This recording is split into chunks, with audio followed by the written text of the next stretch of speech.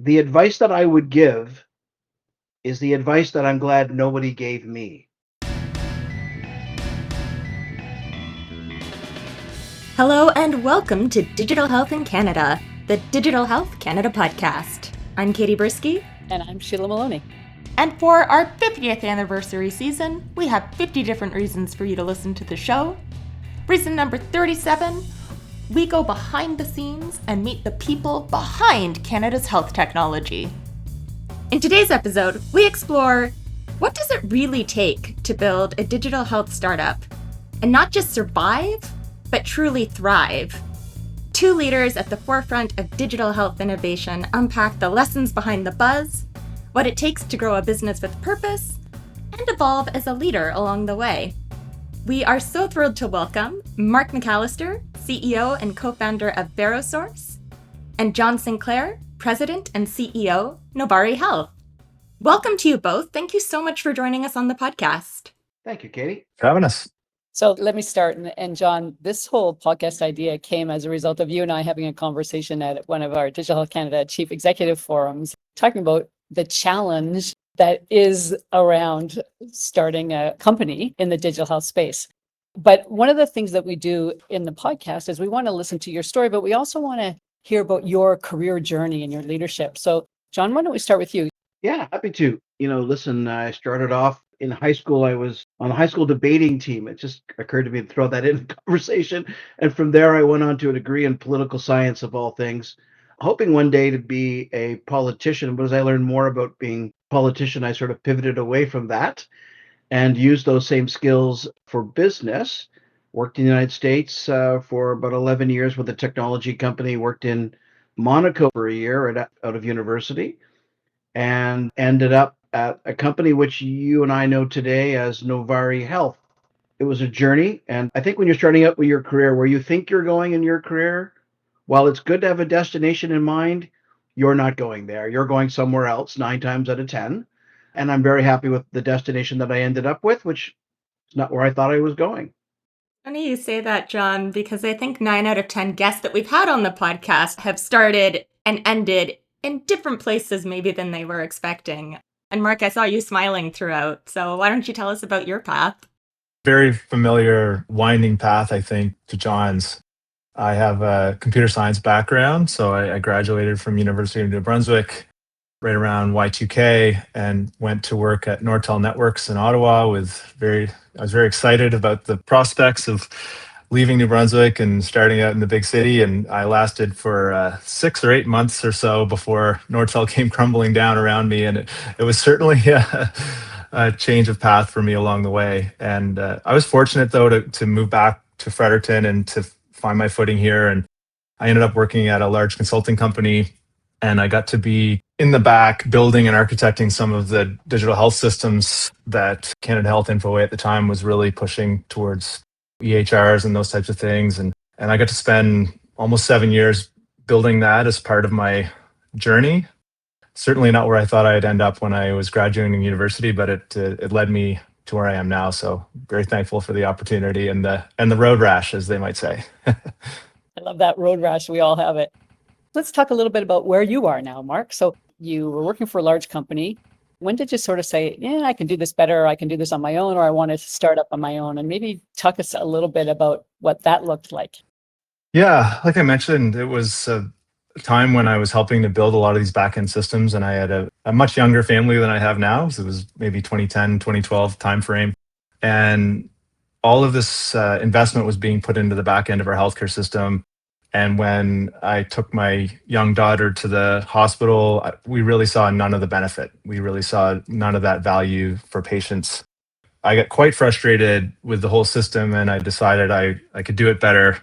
And we actually started VeroSource in 2014, a year or two leading up to that, trying to get off the ground. But it's really that moment of thinking, we can be more nimble, we can do things differently, and maybe an altruistic start to VeroSource to try to make an impact for patients back when we started.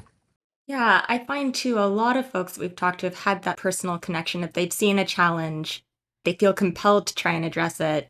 John, did you have something similar? Like, did you have a moment when maybe you thought, okay, politics isn't for me, but I'm going to put it all on the line for healthcare? No, that's not really my story, although I hear that all the time from people that had a father that was in the healthcare system, or they were themselves, or a family member. That's not how I came to it. I came to it because officially I was working in Tucson, Arizona on a work visa, and I managed a team of subject matter experts that were scattered across the United States. And I could travel as much as I wanted to. I could be on the road all year. The company would have loved it, but it was impacting my personal life, and I decided I needed a break from that. So I left that company because I didn't want to travel as much, and I had moved during that period to a small community north of Kingston, Ontario that I loved. So I started looking around. What's in Kingston? I'd never worked in Kingston. I was new to the area, and I reached out to a few people, and they said, there's a startup in Kingston that's struggling a little bit, but they have a good idea. And so I actually rang them up. There were only four people. I got their phone number and I rang them up and I spoke to the then CEO, one of the founders, Dr. John Marshall. We hit it off. I then went and I did something which today would not be possible, but back in 2009, it was possible. I went to a local hospital where I knew some people and I asked about the software before I even met the company. And someone showed me the software and showed me how they used it and raved about the software. And I thought, wow, okay, they've got software that has fit for market. It's new. It's not being used at pretty much any hospital yet. Only a handful were using the technology. And I thought, wow, this is a great opportunity. It's here in Kingston. And guess what? I won't have to travel very much. I arrived at the company, and the first thing I did is started traveling for the company and going to hospitals across the country, showing them the software. So that's how I came to it. I think my employee number is 5 or something. When I got there, 4 people, a dog, and in a basement. Not quite that bad, but pretty close. And we rebranded, we turned it around, and it's been a great ride.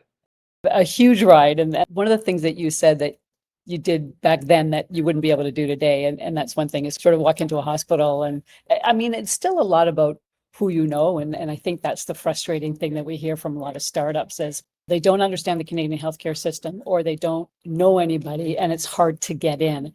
And I'm curious, so Mark, you're New Brunswick, relatively small community relative to working for a large organization. So how much of your success could be attributable to just talking to people and getting in there and knocking on doors? And did it help that you had that background? And did you have connections that you could count on and pull through?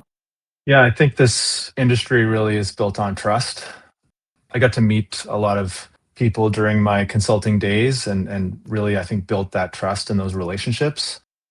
And as we grew, we found that it was difficult to scale those circles of trust beyond our borders. There's a lot of technology out in the world.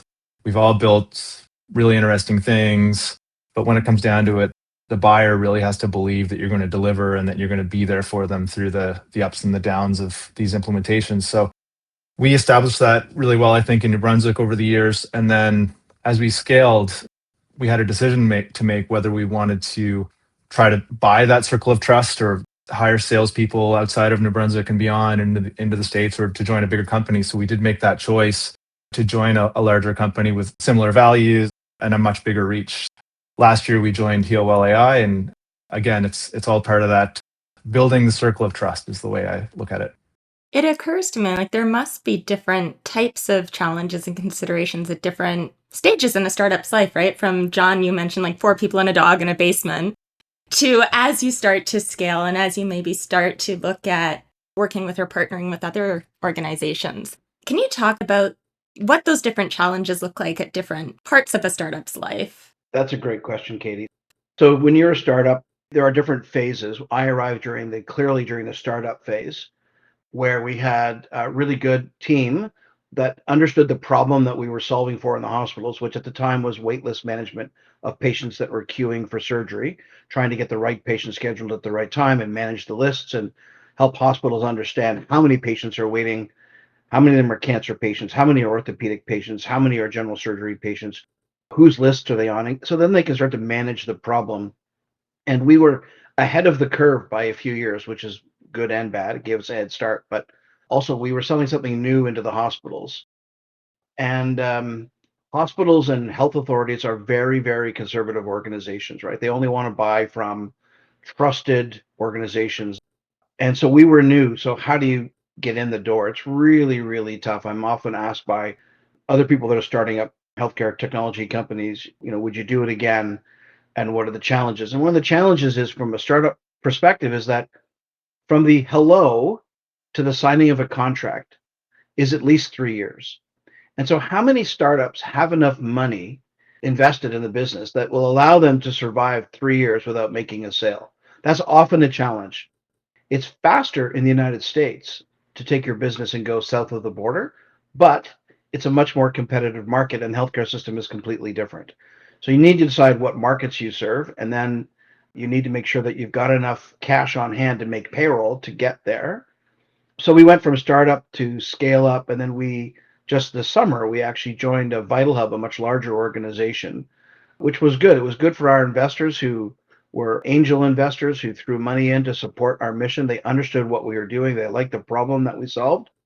And like me, they thought it would be quick back in the 2003 to 2010 sort of. They thought we would be a rocket ship and we would take off, not really understanding how the sales cycles work in healthcare in Canada. Very, very slow, very conservative. They have their own competing interests and they're drowning in patients and the daily demand of running a hospital. It's hard for them to stop and take a breath and look up above the trees and then convince their colleagues of the solution and then get the money in their budgets. And so it's a really tough system. We look at the number of companies that started around the time that we did, and I would say 95% of them are no longer in business. So the companies that survive for a number of reasons. There is the element of luck, but there's fit for purpose. Your software has to be integratable. Starting now, I can't imagine. We didn't have to be ISO back then. We didn't have to be SOC 2 compliant. Privacy wasn't, it was a thing, but it's nothing like now. If you're a startup with 2, 3, 4, 5 people, very, very difficult to tick all those boxes and get a new technology in place. Our story is similar again to John's. Maybe the difference here is that we bootstrapped VeroSource. So we had some mentors early in my career who turned away some money, which made my life very difficult at the time. But looking back, was absolutely the right move. We talk about employee numbers. I wasn't on payroll for the first, I think, 3+ years. So I kind of worked a day job and did the night job. And I'm sure lots of people have these types of stories. But in order to bootstrap, it really meant we had to have paying clients to support. So we had our first employee in on payroll and we had lots of government subsidies to get him working away. And we actually had a handshake deal with a potential customer that would be our first paying gig. And that fell through and we actually had to lay off employee number one. And he stuck around. And a year later, when we actually did land a contract, he was able to come back. And these ups and downs are extremely hard to deal with when there's no money coming in to feed your family.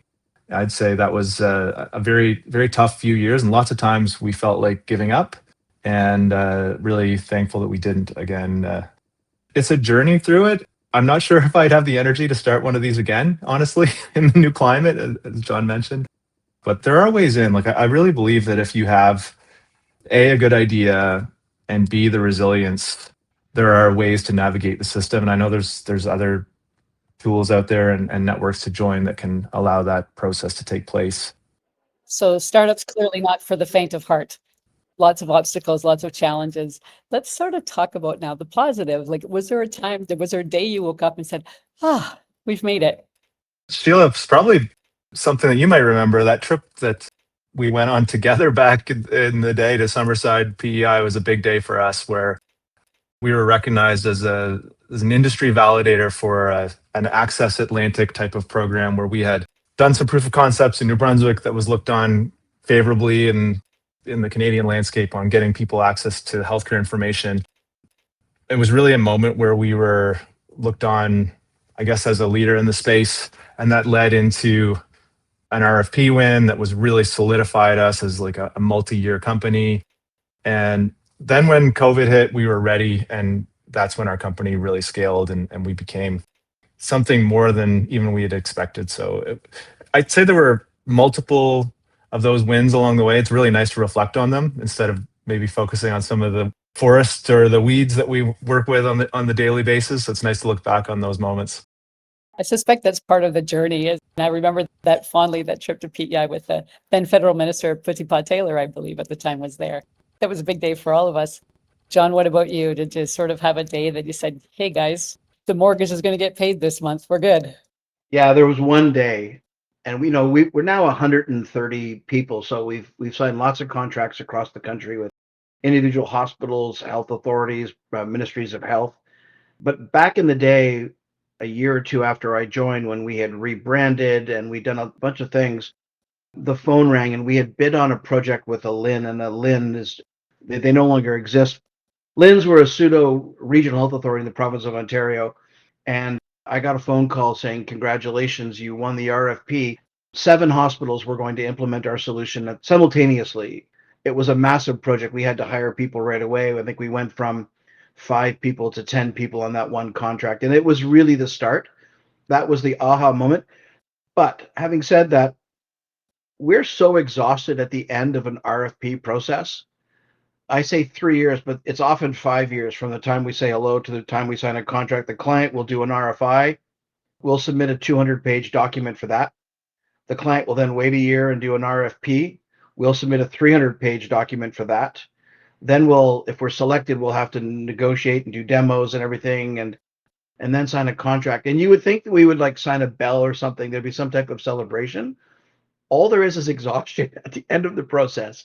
You're just thankful that the procurement's over, and now you can work with the client and have that really good relationship and that partnership. And those are the moments that don't happen, but kind of happen, if you know what I mean.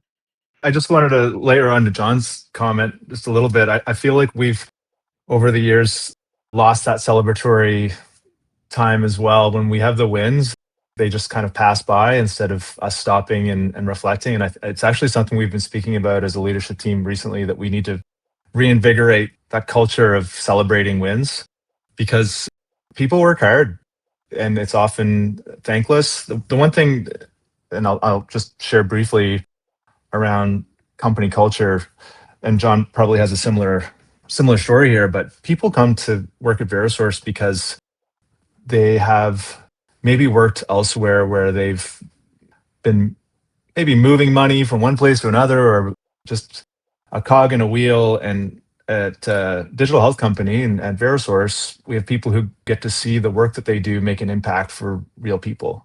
And so people come and are generally excited to have a purpose in what they do. So that makes company culture certainly easier to talk about. We have to work hard, but you can see the benefits of it in your community and beyond. It's the same for Novari Health. We had a consultant come in and look at our business recently, and the consultant's team at the end said they've never seen retention like they see at Novari. And so the question was why? And so they started asking some of the team at Novari. And the answer that came back overwhelmingly was, I like the mission of the company. I could go work somewhere else and make the same money, but we're improving access to care for patients. Everyone knows someone on a wait list in Canada for something, whether you're waiting for a hip replacement or whatever you're waiting for. And the idea that we can help fix that, we can improve that, it's not lip service. I often describe us as healthcare workers that don't wear scrubs and that the patient will never see. We did have a couple of patients over the years reach out to us. One patient's family reached out to me personally. They were speaking with one of our clients. It was a mental health use case of our software where we were acting as air traffic control for all of the patients in the Mississauga-Halton region. We still do that with them. Great client. And someone asked them, how did their son, I'm trying to remember the exact story, how did our son get access so quickly to the right provider? And they said, oh, it's done through the central intake program run by Mississauga-Halton and Halton Healthcare. And in the conversation with them, they slipped that they use a technology called Novari. And I got a note from the family thanking us.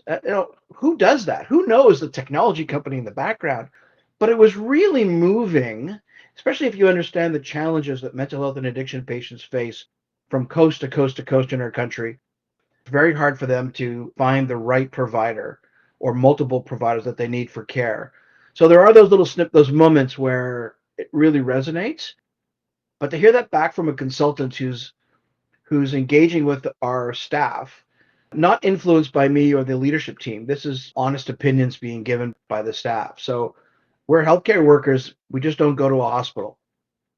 And it's interesting. I'm actually at a patient engagement forum today, and one of the panelists earlier today were talking about getting the patient voice out there. It was all about stories, and it's all about telling the stories. And so what a great story. And that, Mark, I saw something that you posted on LinkedIn recently. It was a newspaper article that one of the ladies who was posing with her son, who was just pretty much a baby at the time. Do you want to maybe tell that story too? It's funny that the article was actually mislabeled. So it was labeled to mention the spokesperson for our company at the time, but that's actually my wife and my son in the picture. My son is now 14 and taller than I am. And the article was from 2015. And it was about the first app we built. And it was all about wait times in hospitals. And we knew we couldn't get access to some of that data. So we went and we gave people access to share the wait times in hospitals. So the app was actually called Wait Share. And like I mentioned earlier, we were quite altruistic and realized pretty quickly there's actually no way to make money off of this idea. As we were bootstrapped, that was a pretty big problem for us. But we did get some notoriety and some attention. And the picture from the paper was us talking about, hey, you can tell your friends or your neighbors where to go get care. And the challenge in our system sometimes is that newcomers or people who aren't really connected into the network in our system have no idea how to navigate this world. Fast forward 10 years later, 2025, we in New Brunswick just launched a real-time emergency department dashboard that shows the length of stay and the amount of people in the waiting room. And that's done not based on historical data. It's actually, we have real-time feeds, HL7 feeds coming from the hospitals. And then we use machine learning to actually determine, based on admits, discharges, and transfers, how many people are actually waiting. We don't have perfect data. We don't have triage in some of the hospitals. So some of that will get tuned and improved as we go on. But it really is a full circle moment for me to have that decade. And John was mentioning 3 years. Here we are 10 years after that newspaper article was published, finally getting some of that information live. But it's a large change management process. And even talking to politicians or ministers and whatnot, I think 10 years ago, there was maybe more reluctance to give some of that data out to people, and maybe some concern around patient safety, and which are still really valid concerns. But what we found, we did a study with Sinai Health around how people use digital front doors and My Health NB. The anxiety is actually being taken down. It's not being driven up. When you give people access to more information, people are smart. They navigate a lot of these sites and expect kind of real-time information. And when you give it to them, they make better decisions. Not all the time. There are certainly outliers, but overall, I think this last decade has been a push forward to allow people to get better access to their information and make better decisions. I'll just jump in with that too. Certainly our story, and Mark, it's probably the same for you. A lot of the problems that we're trying to solve with digital technologies are not unique to Canada. They exist, especially in other single payer systems. So we now do work in Ireland, in the UK, Australia, and they have the same problems, slightly different variations of the same problems. Patients are queuing too long. There's more demand for the healthcare services than there's capacity to deliver in a timely fashion.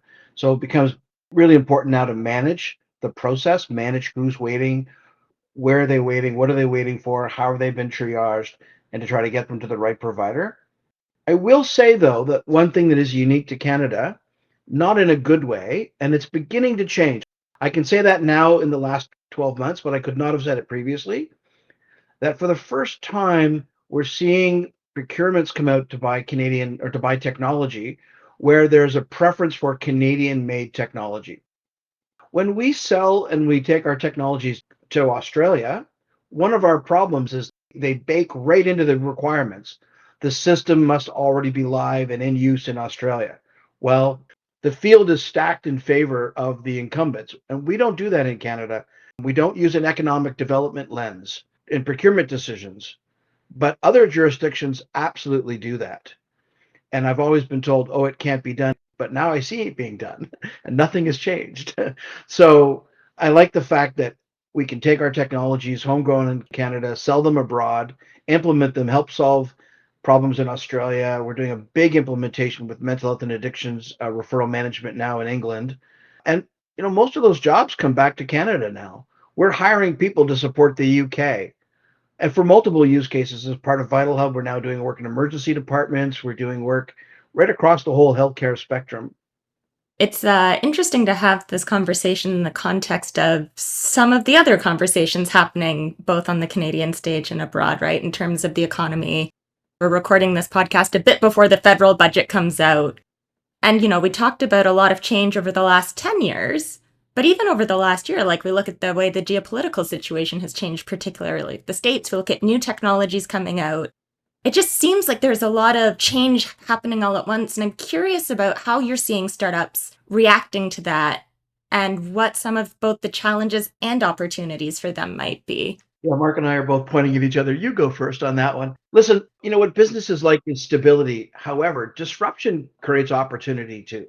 And I think it is the instability in the Canada-US relationship that is causing governments now to write into their procurements, into their RFPs, scoring for Canadian technologies. So you get so many points awarded if the jobs are in Canada. I love when that question is asked. It creates a level playing field against big US corporations. We have domain expertise. We really know the healthcare system in Canada. I mean, that's where we live. That's what we do. We're subject matter experts on it. Yeah, and I think if you're talking disruption, especially in the last year or so, you've got to be talking about AI, and new companies are just built differently than mine was 12 years ago when we started, right? There are different tools, there's a different expectation for the way we work. And as that collides with a healthcare system, to John's point, that can be conservative and move slowly, it's really interesting to see where we can find those value points, and if we can find the value points to line up with timing of need, and also that we can build the trust around some of these tools that are not going to be perfect right away and need refinement and need really good data sets sometimes.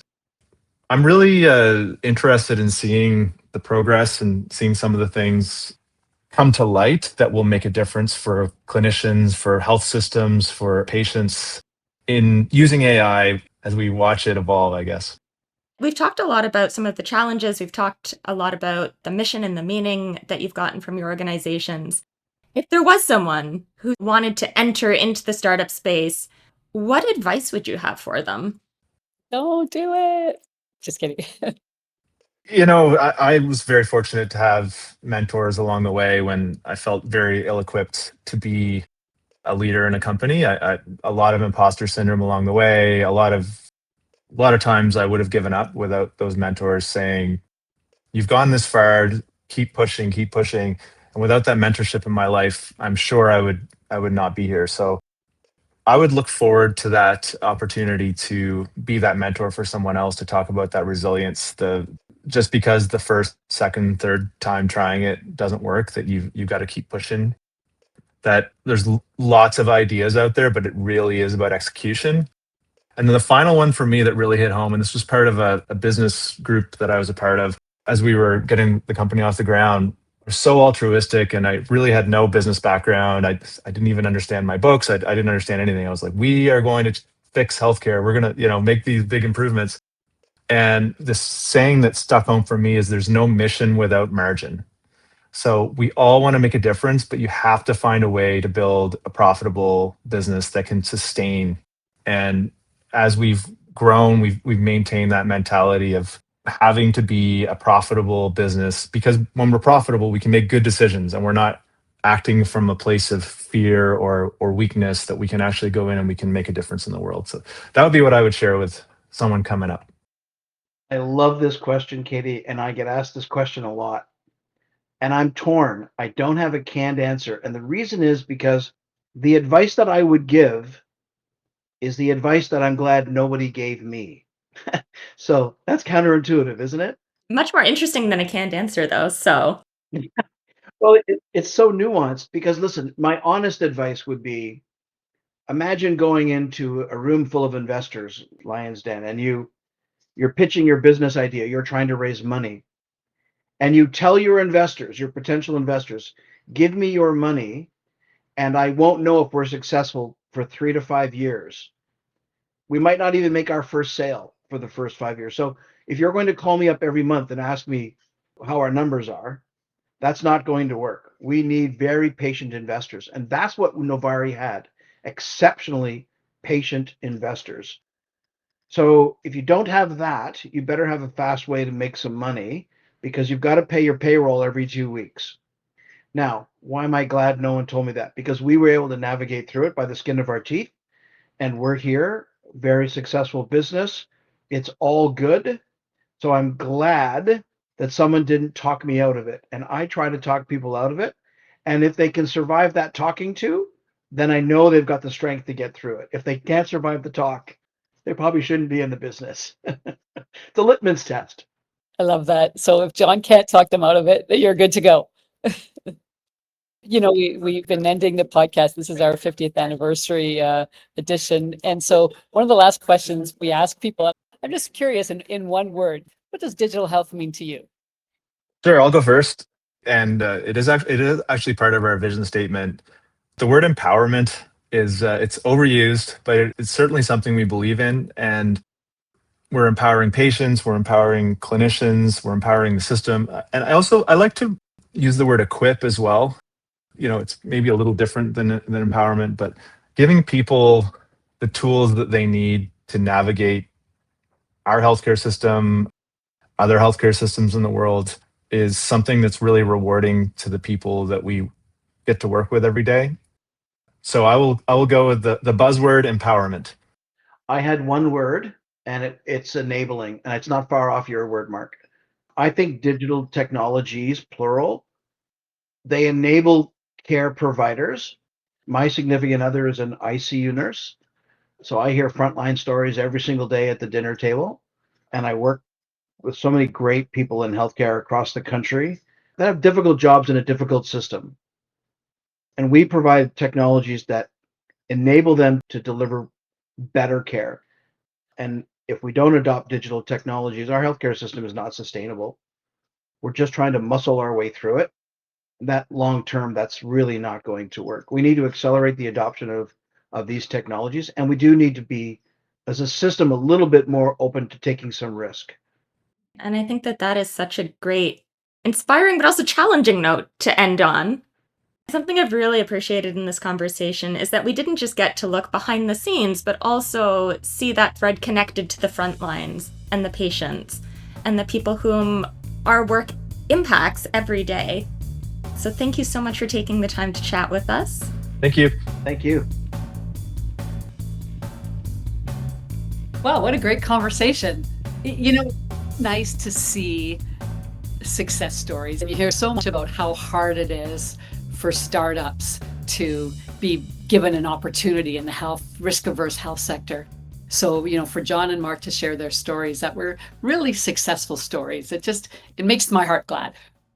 And I think especially in the times in which we live, it's also really nice to see success stories of innovations happening here in Canada. And I think sometimes we, as a country, can undersell ourselves a little bit in terms of the impact we're able to have and the innovations we're able to make. So it's nice to see, stuff coming out of New Brunswick and Kingston. And remembering we do have really great talent here and well supported, the impact can be quite significant. Well, and I think it's just, again, if this podcast is about nothing else, it's about recurring themes. And the whole recurring theme is, I knew there could be something better and I really wanted to make a difference. And so I put it all on the line and was vulnerable and had the courage and went out there and struggled, but hit one or two lucky breaks and did the right things and was able to be successful and bring it forward. But it's that passion and that mission that we've heard up so much from a lot of our podcast guests, right? And that willingness not to cling too hard to a predetermined narrative. Like I was thinking of even the very first question we asked where John was saying, where he started out and where he ended up, not necessarily what he expected. And I know we've heard that a lot, but I think it's good to hear that, because I think especially for emerging leaders, you kind of have this vision in your head, right, of the ladder and the path that you will follow. Maybe I'm projecting, but it's like, yeah, it is comforting to know that the long way round or the scenic route, sometimes it gives you the experiences and the perspective that you need to be successful later on, even if it's not quite what you thought you were going to be doing. Well, the lessons that you learn along the way translate. And if you're so set on your path, you might miss the opportunities. And like, I'm heading for this door and I shall not be deterred from that door, even though there's this great opportunity here that you might be considering. I can't remember if it was Mark or John said it, but around this whole idea of what advice would you give somebody, or would you do it all over today? And is the startup environment or culture different? And I think it was a resounding yes, certainly from John. And I would first of all say, don't take my advice, I think was one of the things he said, or something similar. And would you recommend somebody to do it? Only if you're truly committed and recognizing that, you're putting everything on the line and you've got to be committed or you will not be successful. Say that for podcasts, because sometimes we get questions from people that want to start their own, right? I know I always say it's a lot of fun, it's incredibly rewarding, it's a great medium, and it is a lot of work. And I think good too to have help along the way, right? Whether it's mentors, whether it's your network, whether it's organizations like Digital Health Canada that can support and provide education. And until our next podcast comes out, there's so many resources on the Digital Health Canada website. There's the community hub, there are white papers, there's webinar Wednesdays. So check all of those out over the next month. And until then, thank you for tuning in to Digital Health in Canada, the Digital Health Canada podcast. Thank you for listening to today's episode. Digital Health Canada members can continue the conversation online in the community hub. Visit digitalhealthcanada.com to learn more. Be sure to subscribe to the podcast to get new episodes as soon as they're available. And tell a friend if you like the show. We'll see you next month. Stay connected, get inspired, and be empowered.